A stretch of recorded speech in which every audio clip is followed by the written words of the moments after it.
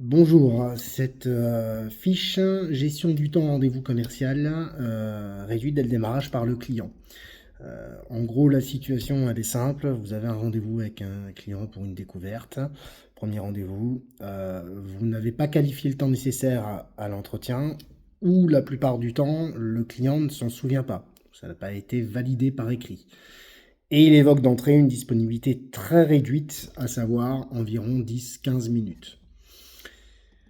Chose importante et le pourquoi, asseoir l'importance de son rôle de professionnel. Un professionnel ne peut pas faire une découverte, ne peut pas faire un acte de vente en 5, 10 ou 15 minutes, quel que soit quasiment le métier. Éviter dans la stratégie du client, souvent le client évoque ça pour avoir un leadership sur la partie négociation. Typiquement en banque, écoutez, c'est quoi votre taux?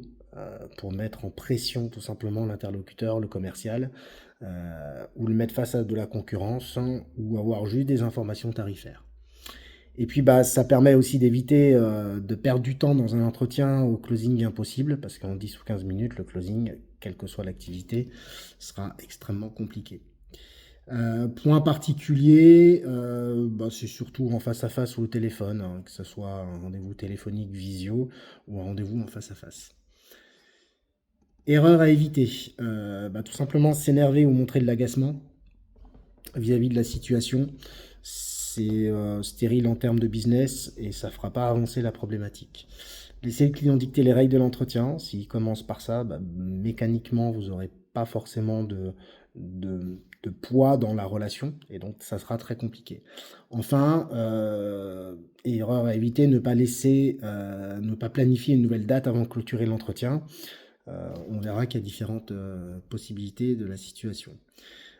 Première étape, acquiescer le retour du client sans la valider, encore une fois.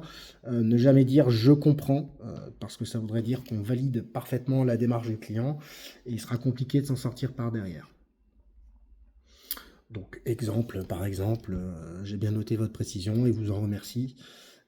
Ça passe extrêmement bien. Deuxième étape, poser une question orientée. L'objectif est de mettre le client face à son principe de cohérence.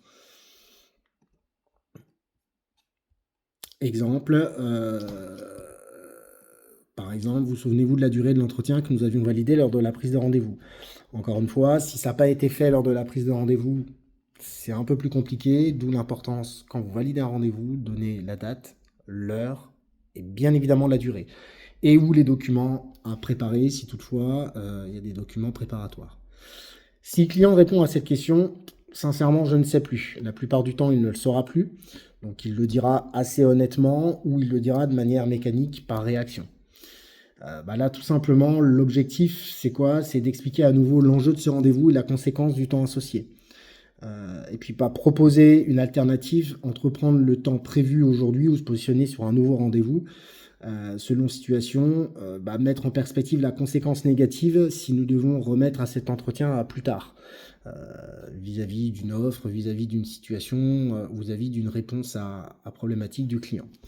Exemple, pour que mon offre soit totalement personnalisée et adaptée, cet entretien de découverte est prépondérant. Je me dois de faire dans les conditions optimales, raison pour lesquelles nous avions prévu 1 heure. Donc là, on donne le pourquoi et on donne la conséquence. La conséquence, c'est 1 heure. Là, 1 heure, c'est pas juste un objectif, c'est juste la conséquence d'une démarche de vente. Autre exemple, vous souhaitez que nous prenions ce temps aujourd'hui ou que nous positions une autre date, sachant que vous voulez défiscaliser cette année. Nous devons y travailler dès maintenant. Là, l'objectif, c'est de mettre un accélérateur. L'accélérateur, c'est quoi? C'est tout simplement le fait que si on ne s'y prend pas maintenant, il y aura un décalage et l'objectif du client ne sera, quoi qu'il en soit, pas atteint. Donc là, si le client, in fine, à la première question, je vous rappelle, est-ce que vous vous souvenez de la durée de l'entretien que nous avions validé? La première réponse était oui, je ne m'en souviens pas du tout en fait. La deuxième réponse, c'est la deuxième option, c'est que le client donne la bonne réponse mais argumente. On m'avait dit 1 heure maximum, mais là j'ai un empêchement. De toute façon, j'ai déjà tout préparé. Bon, on s'y met. Là, la réponse à ça, c'est valoriser la bonne réponse, parce qu'il a quand même donné la bonne réponse, il s'en souvient, valoriser la préparation faite par le client il a fait une préparation, donc ça veut dire que mécaniquement, soit il a menti et c'est une accroche, soit il a dit la vérité, auquel cas c'était quand même important pour lui. Proposer une alternative tout en restant fidèle à son objectif, faire un vrai entretien de découverte. On reste droit dans nos bottes et on reste effectivement dans notre volonté professionnelle. Exemple, vis-à-vis de ça, vous aviez bien retenu le timing et l'importance de la préparation, merci à vous. Ça valorise. Pour respecter mon engagement de qualité et de personnalisation, je vous propose de récupérer vos différents éléments de préparation, de travailler dessus pour optimiser notre nouveau rendez-vous de découverte. Donc là, on se met à la place du client, on va dans une démarche positive, empathique, mais empathique de manière professionnelle, et on lui dit, bah ok, ce que tu as préparé, je vais le prendre, je vais le travailler, mais on fera quand même cet entretien à une date ultérieure. Et là, on propose une date ultérieure, avec une alternative toujours, pour laisser le choix au client. Je vous propose soit ce vendredi à 18h, soit lundi prochain à 10h, que préférez-vous? Ensuite, on valide une nouvelle date où on continue l'entretien en s'assurant de la disponibilité prévue initialement. L'objectif est d'éviter de se retrouver avec un client qui va dire ouais, on continue pour se débarrasser par prise de situation, mais qui va penser à autre chose. Donc pas du tout efficace et être dans une relation dégradée. Donc là, l'objectif, c'est encore une fois de se positionner comme un professionnel. Par exemple, très bien, je note que vous optez pour que nous continuions aujourd'hui. Vous voulez que nous démarrions dès maintenant ou vous préférez prendre 5 minutes pour vous réorganiser? Ça laisse juste l'opportunité au client, s'il avait eu effectivement un autre engagement, de pouvoir passer un coup de fil, de pouvoir décaler un autre rendez-vous, de pouvoir s'organiser sur toute autre chose. Et ça nous montre, encore une fois, une empathie professionnelle. Autre exemple, très bien, je note que vous préférez lundi prochain à 10h, je vais vous confirmer par mail. N'oubliez pas, c'est bien 1 heure et un café qu'il nous faut. Donc là, c'est pareil, on revalorise l'heure qui doit être disponible pour cet entretien, si c'est 1 heure ou 1h30 ou 2 heures, peu importe, ça c'est à vous de déterminer. À noter également que l'on met une petite touche d'humour, bien évidemment, et de bonne humeur. Maintenant, il peut très bien se faire que le client insiste pour faire le rendez-vous dans un timing dégradé. Le client va vraiment insister. Auquel cas, c'est idem. On remercie le client pour son intérêt. On rappelle au client que les principes de son métier et la manière de l'aborder nous poussent à jamais trahir le mode de fonctionnement que l'on a. Proposer au client de nous rappeler quand il aura vraiment le temps à consacrer à ce projet et derrière prendre congé.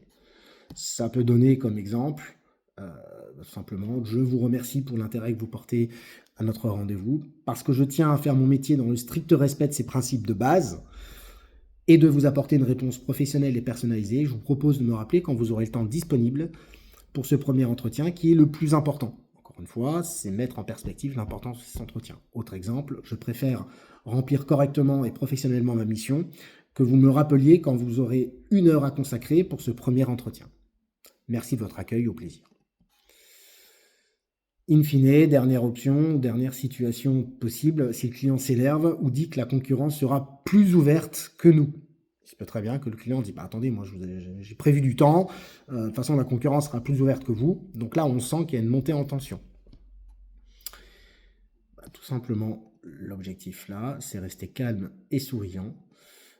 On reformule l'historique de la démarche. Alors surtout si c'est le client qui a souhaité prendre un rendez-vous avec nous, ça veut dire qu'il a initié quelque chose, donc c'est une demande.